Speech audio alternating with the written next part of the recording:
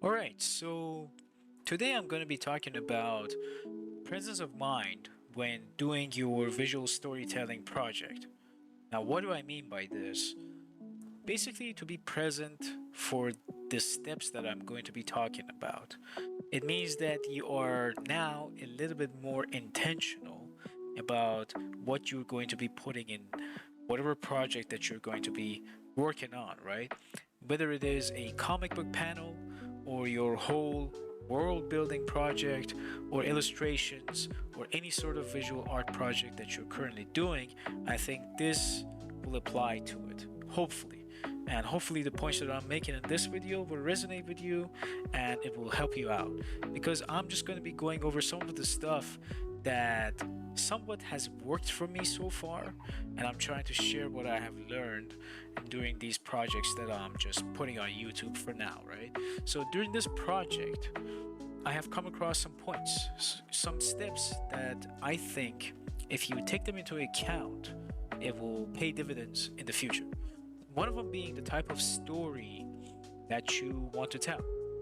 And it really matters because this whole thing can encompass anything from the angle of the camera to the number of the characters or the environment that the scene is going to be taking place in. So, those things can have different ramifications for your project, let's say. Maybe you're only focusing on one character in one scene, and then in the next one, you're focusing on two.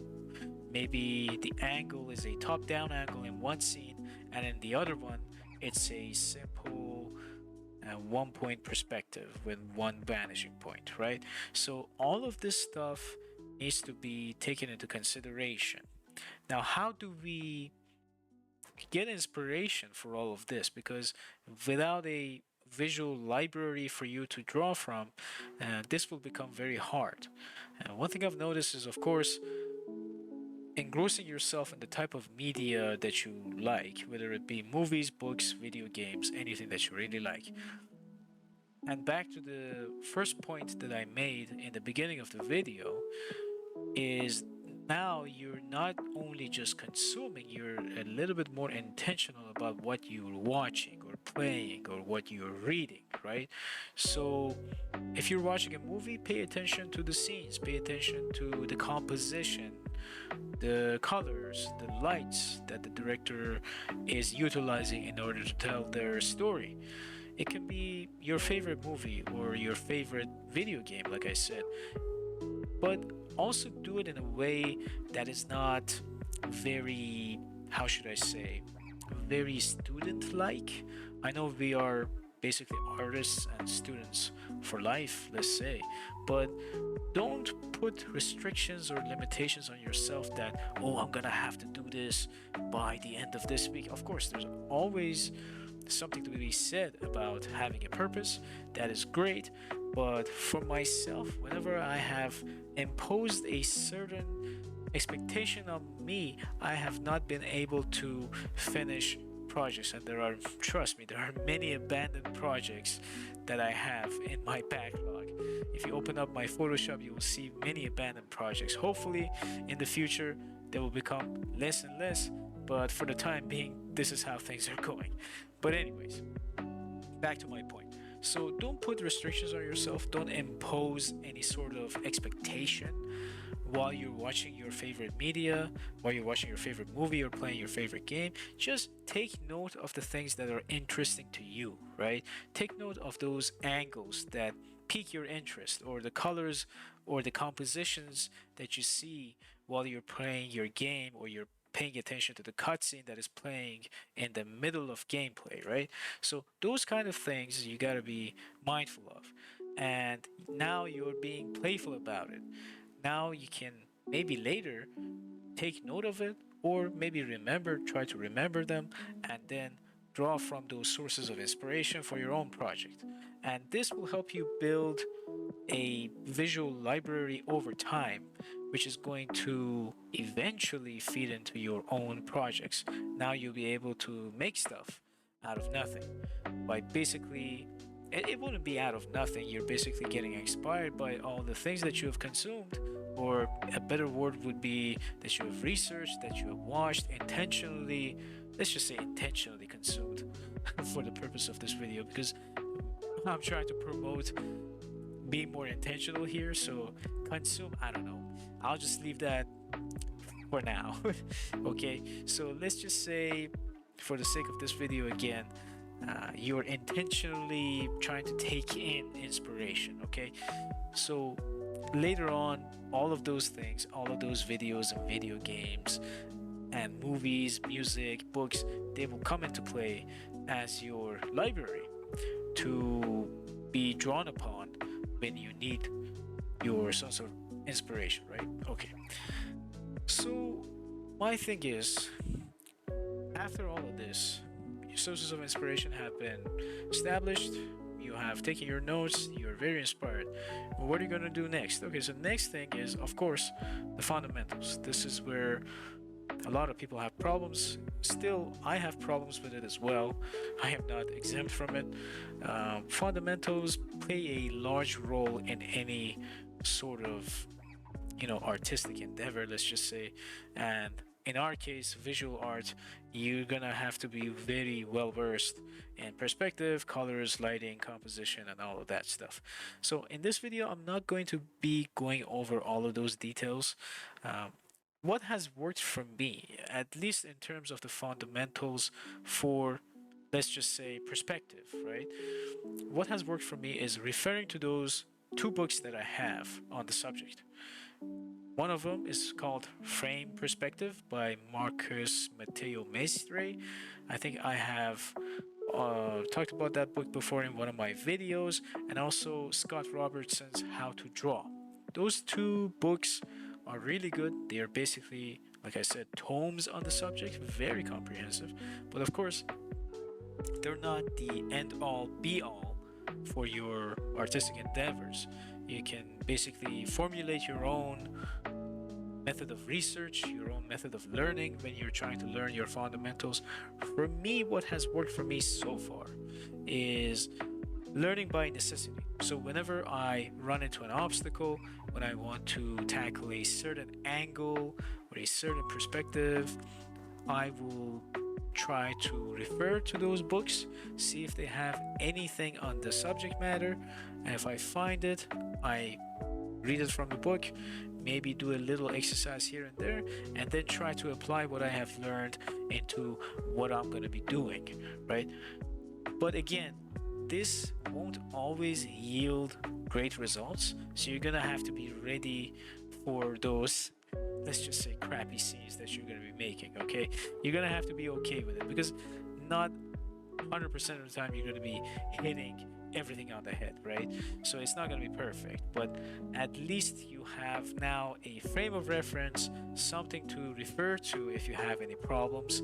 Now you can tackle it your way, maybe add a few things here and there, maybe tweak a few things so that way you can understand it for yourself, right? Because those books, again, they can be very, very dry. It's just a method of delivery, and it's not a knock against the authors. It's just the subject matter itself. Perspective can be very dry, and if you just read the book like chapter by chapter, trying to do all of the exercises and then move on to the next chapter, at least for me, I have found that it's not very helpful, and I tend to forget a lot of the details. So that's why I try to do things first, try to like do an angle or do a scene first, see what works, see what doesn't, and then the stuff that I have run into problems with, I try to pinpoint those and then go back to those books to see if they have anything on that particular subject matter or adjacent to it, so that way I can at least try to address it in some way, shape, or form. And then I'll try to get back to my project and see if I can basically solve the problem, right? So that's one thing that I've been doing for the fundamentals of perspective. Now, next point is, of course, color and light. For color and light, of course, James Gurney's book, Color and Light, is really great.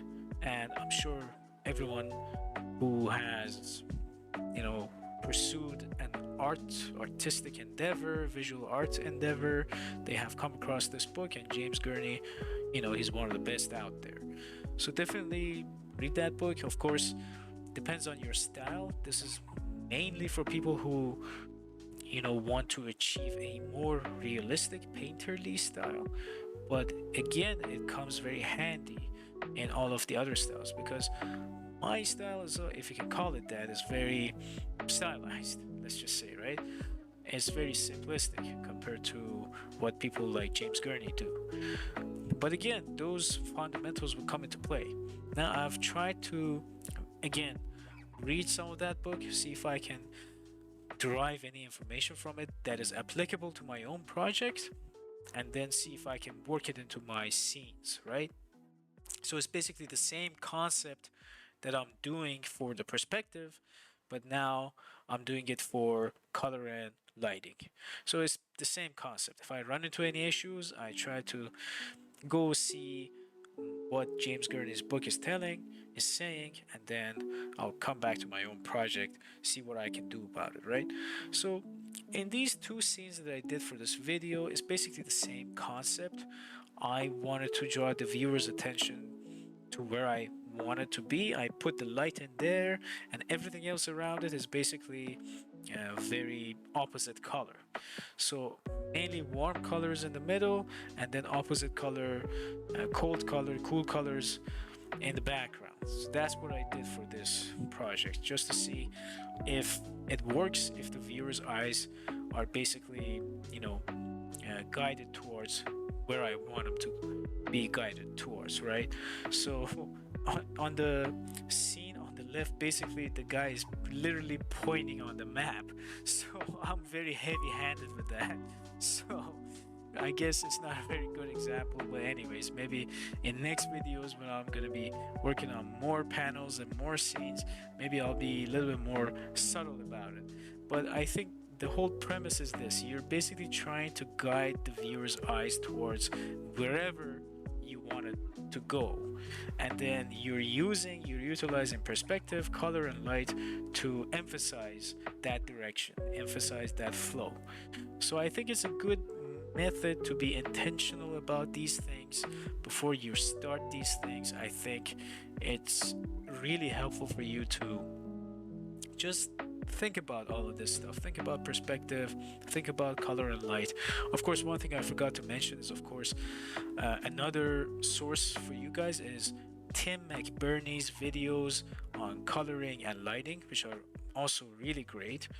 And those videos also inspired me to make these kind of videos as well. Of course, nowhere near the same quality. I'm just doing my own thing here, but I'll share those links in the video description as well, so that way for you guys who don't know who Tim is, you can go and check him out. Shout outs to him, he's a great artist, and he's a great source of inspiration for me as well. But anyways, so yeah, these type of things I think really help if you're more intentional about it. If you know, okay, even if you're doing a simple perspective, 1 point perspective, that is fine, as long as you're following that frame. Now that you have a good frame, now that you know you're gonna fit those things inside of that frame, everything else kind of can be added to it later on to make it look better. But that skeleton, that initial skeleton and framework, scaffolding, let's just say, that needs to be there. And then if you want to change the rules and break them or bend the rules, then you can do whatever you want. It's just that the initial scaffolding has to be there, which is basically the perspective, the colors, and the lights, okay? So yeah, that was this video for now. I may go into more detail regarding this. It's a very vast subject, and I don't think it can be fit into just one video. I've done a couple more videos prior to this regarding storytelling, and drawing in perspective and stuff like that, so you guys can go check them out as well. Anyways, that was me. Stay inspired, guys. I'll see you in the next one. Please like, share, and subscribe. I'll see you in the next video. Thank you and bye.